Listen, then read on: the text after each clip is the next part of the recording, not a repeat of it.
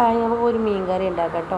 ഒരു നാടൻ മീൻ കറിയാണ്. അപ്പോൾ അതിലുള്ള സാധനങ്ങളൊക്കെയാണ് ഇപ്പോൾ ഞാൻ ഈ കാണിച്ചത്. അപ്പോൾ നമുക്ക് അതിലേക്ക് തേങ്ങ ഒഴിച്ച് കൊടുക്കാം.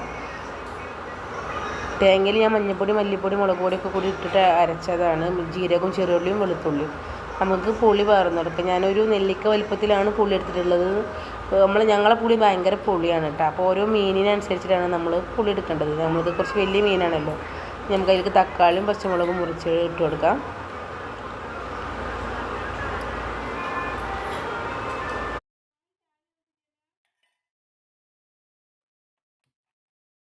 അപ്പോൾ നമ്മളങ്ങനെ ഗ്യാസ് കത്തിച്ചിട്ടുണ്ട് കേട്ടോ. അപ്പോൾ നമുക്ക് ഇനി കറി നന്നായിട്ട് തിളച്ചു മീൻ ഇട്ട് കൊടുക്കാം.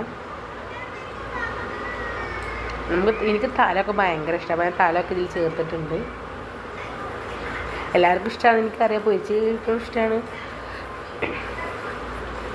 നല്ല രസമുള്ള കറിയാണ് കേട്ടോ. അധികം സാധനങ്ങളൊന്നും ഇല്ലെങ്കിലും നല്ലൊരു രസമുള്ള കറിയാണിത്.